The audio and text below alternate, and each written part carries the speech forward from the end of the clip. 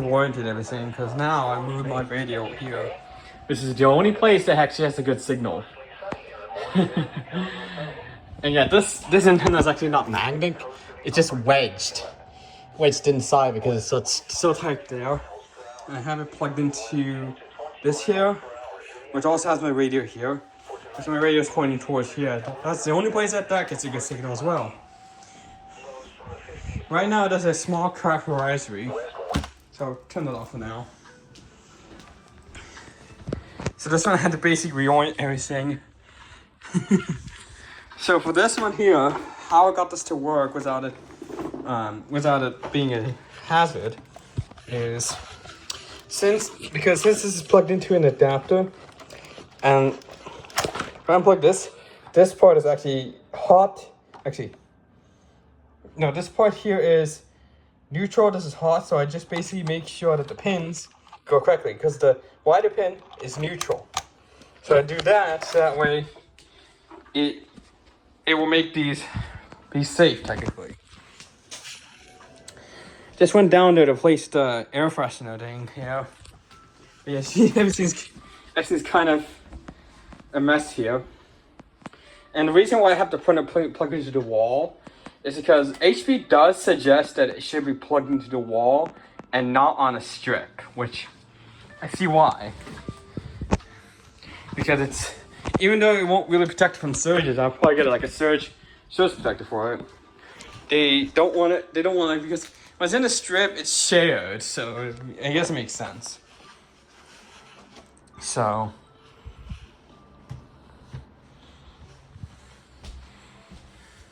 still got my emergency light over here. You can see here that I can move my emergency light over here technically because these are wired up properly. So, and I got the chime here, so it has a night light, which I like. So it kind of helps in low light conditions as well, so I don't run into that. So, but anyways, since I have this now, I don't even need this adapter anymore. This is just a 5-volt adapter.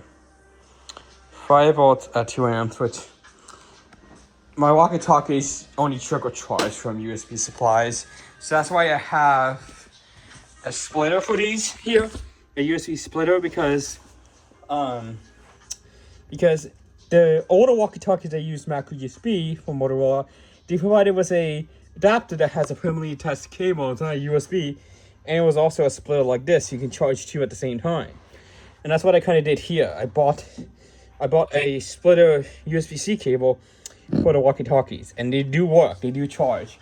And this port, these three ports here combined are 2.4 amps. So, and it's all. This is probably only like taking 500 megahertz to like 2 amps.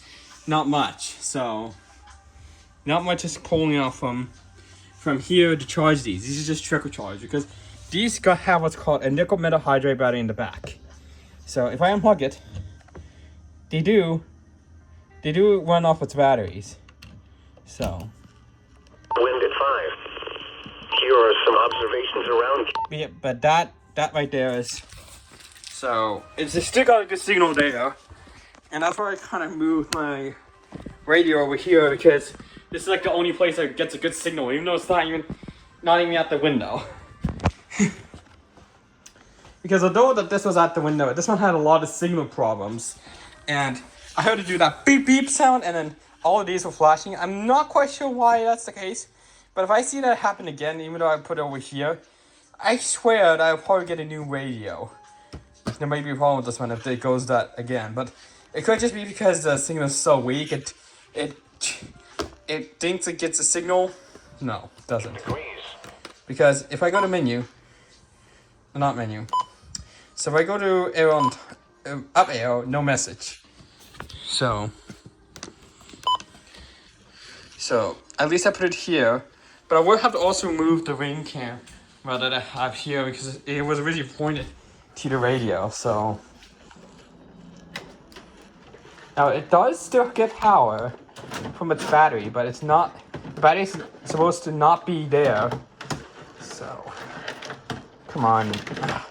I hate when the cables just get tangled up in this heap of a mess. So it's getting tangled on my on this. Okay. Hold on. Wish I could pause this, but I can't.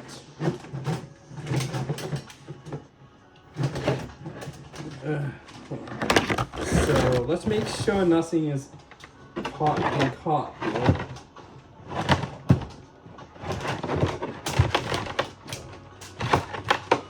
Okay, finally.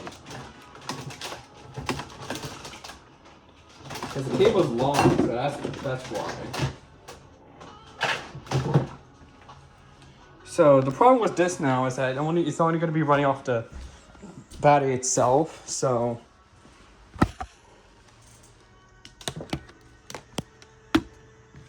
let's see if we can angle this kind of upwards.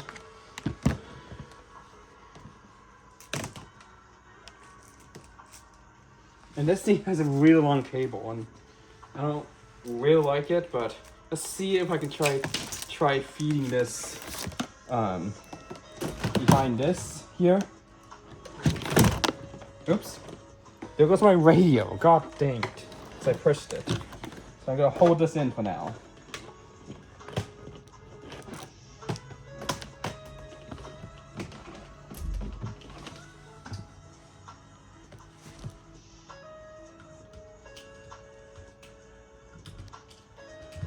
Alright, got it plugged in. Now time to just shove half of it into the back.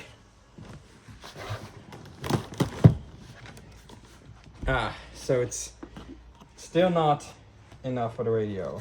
So probably will have to just put it in here. So it's not the best place, but 5 to 15 miles per the hour. antenna is purely on the Mostly cloudy in the morning. on the and external, becoming so partly cloudy. wait a minute. A slight chance of drizzle in the morning. It still works without it. Upper 60s as it coasts to the mid 70s inland. But good. West winds 5 to 10 miles per hour, increasing to Good 10 deal. to 20 miles per hour in the afternoon. For Saturday night, partly cloudy until midnight, then I really will want to make it so it points down from the top, but I need like a mount for that, so. Still got my switch 2 here, so I'm gonna turn that off for now. Now I got a free USB port here, so I basically got now a free USB ports here, so yeah. And at least now this has a use. So the USB ports. So now it's powering that up. So I don't think it's gonna have enough power to keep it like running, technically speaking. But as long as it runs the camera, it should be fine. And I have that battery backup in there, so it should still be fine. And yeah, and the adapter that came with that cable was this one here, which I did check, and it does actually go for its max rating, which is 2 amps here.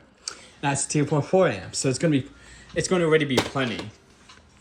So, plus the walkie-talkies don't even take a lot when charging, so win-win, technically. And it's getting warned that the battery will start receiving power, and that's just fine because I unplugged it and I just plugged it back in. But yeah, that's now the new location of my radio. It has to be over here 5 to 10 miles because per hour. look, For Saturday night, good signal. mostly clear. I can't leave it there because the signal is so bad. So I got to move it over here. In fact, let me see something. It's from the mid 60s. Advisory in effect from the Oh, Channel 3 works? small craft. Advisory in effect from Saturday morning through Saturday evening. For 5 knots. I'm getting Channel 3. 30 knots with gusts up. Nice. From the upper So that's the 30s to frequency lower right there 50s. for Channel 7. Wednesday night and Thursday mostly clear. But at least it's getting a good signal here. For this right here, these ones here, I'm going to show you on this one here. Just for the latest road conditions around the state of California. It actually has up to 11.